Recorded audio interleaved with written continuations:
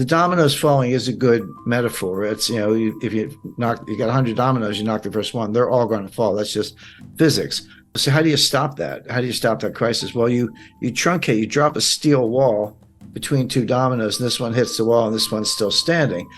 But that's the bailout. The problem is each crisis tends to get bigger than the one before, which means each bailout gets bigger than the one before. My question, are we now at the point where the needed bailout is bigger than the capacity of the central banks, that they've pulled all the rabbits out of a hat, played all their cards? And again, this goes back to what I did say about the Silicon Valley Bank rescue. It is the biggest bailout in history, and I can explain why. But if that's the case, what else do they have? Jim Rickards said that this is the biggest bailout in history. 97% of the Silicon Valley Bank deposit is uninsured. That's really scary, but it is the reality just a couple months back. Many big companies such as eBay and Roku had their deposit in the bank. And also small startups with just 100 employees with $5 million working capital. What happens when the bank can't meet its obligation because they don't have the money? Well, there will be a bank run. Started with one guy named Peter Thiel who tweeted on Twitter, and boom. You got yourself a bank run. Back in the days, people would wait in line and crammed in the bank just to get their money back, but now we can move billions of dollars just with our iPhone. And Jim said that the next crisis will be in the dollar itself because people will lose confidence in it, so we can't bail out the dollar with the dollar itself. So what should we do? Let's hear more from Jim. So now we're dangerously close to the point where, as the crisis gets worse, it's no longer, oh, gee, let's wait for the Fed to bail it out, or let's wait for the ECB to bail it out. You get to the point, I think we're there, where you say, no, these guys actually can't stop it. And you lose confidence in the currency itself. It's the dollar. The crisis is the dollar itself, and the euro, goes along with that. And then that's the crisis. And there's no way to bail out a dollar crisis with dollars, because you're just pumping more of what people have lost confidence in. And then, then where do you go? And there are good answers to that. We've seen it again. We've seen it all before. This is big. It's not over. The regulators will attempt more bailouts, but we're at the point where I think you can start to question the regulators themselves. Let's go back to Brazil, Mexico, Argentina, the Latin American debt crisis, broadly defined of the early 1980s. That played out, the intense phase lasted about 3 years, 82, 83, 84.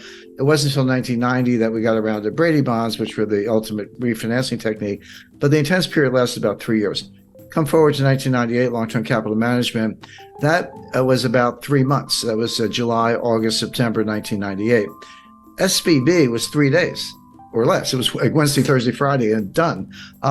And I talked to a guy. I know no reason to mention names, but runs one of the largest endowments in the world. And he said, Jim, we were moving $8 billion out of Silicon Valley Bank, and we got the wire transfer request in, but we didn't know, because you get to close business Thursday. We didn't know until Sunday that the money was going to move. We got a confirmation on Monday. We did end up moving the money, but there was about a 48-hour period there from Friday to Sunday when no one knew that the wires had been completed. The recipients didn't have them. It was just in limbo, and it worked out. One of the big crypto promoters, they had $3 billion in Silicon Valley Bank. And they talked about, all these small entrepreneurs and startups, they got 100 employees and $5 million in working capital, and that money's gone and they're all going to fail. There was something to that. But the fact is, you had Roku, Cisco, eBay. I mean, there were huge companies with multi-billion-dollar deposits in that bank. It wasn't all a bunch of little guys. So, but yeah, you can. In the old days, you had to line up around the block, and maybe it was raining. You're standing there in the rain, waiting for your turn to get up to the tower. Now you can be in line at McDonald's, with your cell phone, and just a couple hits, QR code, and boom, $10 million is gone. And what Peter Thiel did, and he was right. I mean, I'm not criticizing him.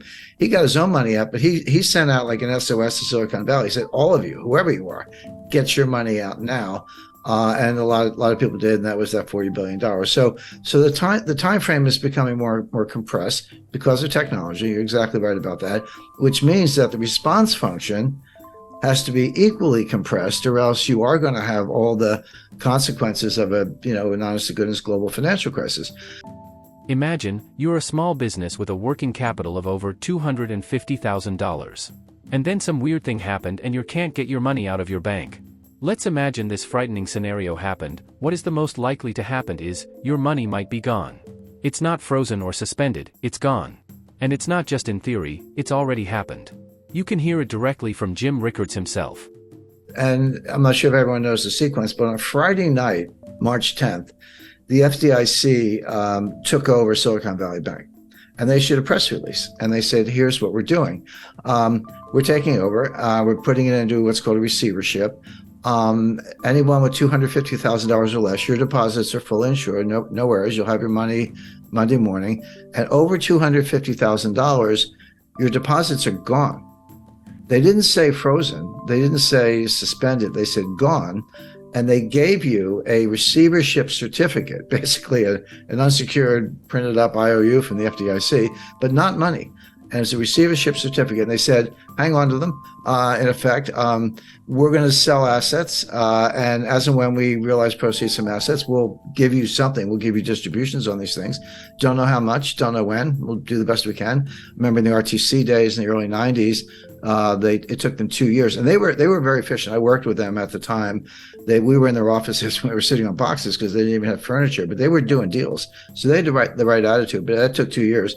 So, and that was it. Well, that's when I call the billionaire crybabies came out in force. Bill Ackman, all these guys. Oh, you got to save us. I was like, well, you got to trade on Bill. $5 billion is not enough. But anyway, they pounded on the White House all weekend. Now here's something that very few people, almost nobody knew at the time, except the management, although they seemed to be asleep at the switch. Everyone's like, yeah, startups, venture capital. And there's a lot of truth to that. 97% of the deposits of Silicon Valley Bank were uninsured. And by the way, that's my new metric for assessing banks. You used to look at, working capital and debt equity ratios and, bad assets, governments. There are lots of ways to measure the health of a bank. But the most relevant way right now is, and this is publicly available, take the ratio of uninsured deposits to total deposits. 30% is comfortable. If you're like, 70% of my deposits are insured, which means they're not panicky. They're not necessarily going to run for the hills. 30%, okay, uninsured, but I have assets. I have that much cash or more.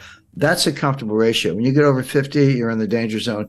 Well, Silicon Valley Bank was 97% uninsured, which meant all the money was going to run, and it did. So that's a way, if you're looking at these big banks or any institution or your own savings institution, to look at it. We're not getting political here, but anything that go woke will go broke. SVB invested a lot of their customers' money, well maybe 97% of them, into what Jim Rickards called a green new scam projects, like investing in wind turbines, new battery technologies, electric cars, etc. The point is there's a lot of government subsidies and corruption in the so-called ESG investing. And your money is in a high-risk position if your bank is invested in these projects. But Silicon Valley Bank was a climate bank. Were they investing in startups? Yes. Were they investing in technology? Yes. But these were climate. These were green new scam startups looking at, battery technology, chemistry, physics, to try to make a better battery. But not much improvement in the battery in 200 years, but they're working on it. Wind turbines, other sustainable fuel alternatives, et cetera. Again, I'm not do that if you like, if that's your field of research, but so much as is subsidized by the government and then further subsidized by Silicon Valley Bank. And that's where the assets were. That's where the loans were by and large. And so the White House is getting hammered, not only because of entrepreneurs, job losses, and by the way, we are in an election cycle here in the United States, but from the greenies who are extremely powerful. So that was Friday night. So Saturday, everyone's crying to the White House. Sunday night at 6 o'clock. By the way, mark that on your calendar. Sunday, 6 p.m. is when they tell you what they're going to do. 6 p.m. Sunday, November 12th, they came out on, March 12th, they came out on Silicon Valley Bank. The following week, 19th, that was Credit Suisse. And then the week after that, it was something else. But they always announce the collapse on Friday and they announce the relief on Sunday. So they have the weekend to work on it. But you got to be careful about 3-day weekends. Easter, Easter's an example. But